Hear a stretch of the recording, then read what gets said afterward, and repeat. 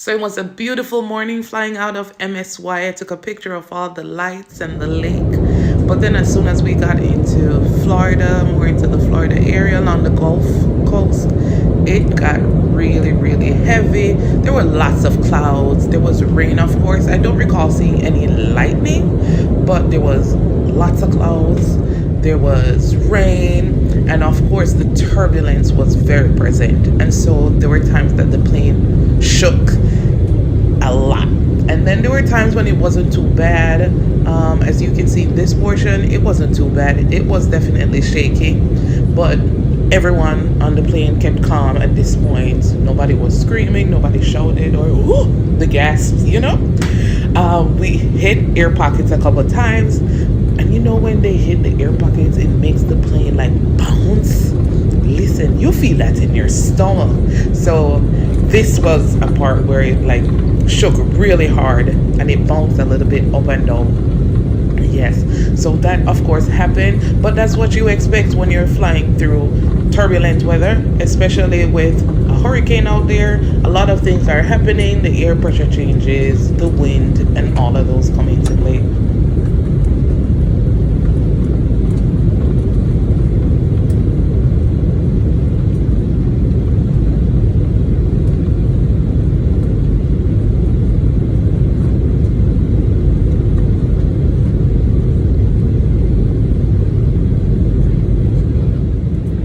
So as we got closer to the Miami area, as we descended, we could see land, and there weren't as many clouds around us.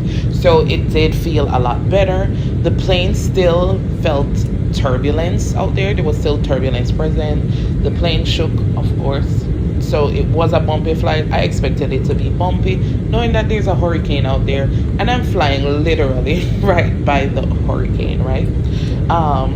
I was even concerned that Miami International was going to be closed on this flight, and my hope was to get into Miami early enough, to do whatever I needed to do in order to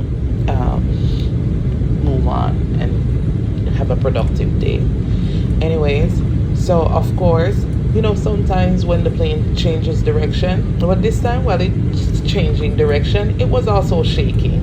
That was not a combination that I enjoyed at all. But the pilots know what they're doing. We trust them. We have to. We don't have a choice.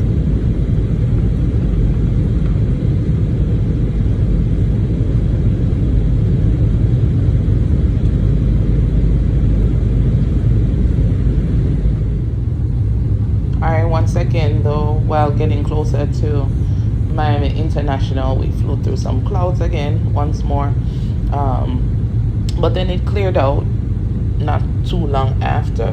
But there was rain. The rain started. We could see it along the glass and everything.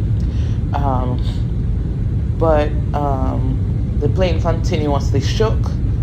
This time there were a couple people who gasped, me not being one of them, because I feel like I flew into Portland, Oregon, and when I was flying back, I had to connect through Seattle. And flying over the Rocky Mountains, I've never, ever been in a plane that shook that hard. Like literally, I had to tell myself to keep calm for the kids. The overhead hangar where we store our luggage, some of them popped open during the turbulence at that time. And so this one wasn't too bad compared to that. It's just that it shook for most of the time, most of our airtime flying.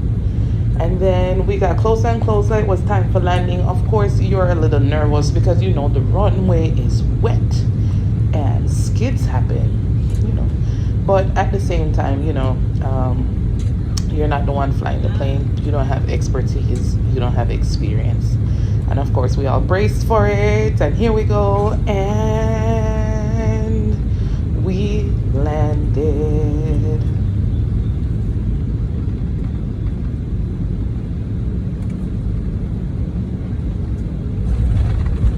We landed safe and sound in Miami. The pilots, they did an awesome job. The crew did a really good job.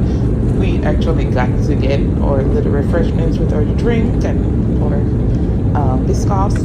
So yes, all in all, it was nervous at times, but it wasn't too bad flying into Miami during Hurricane Ian.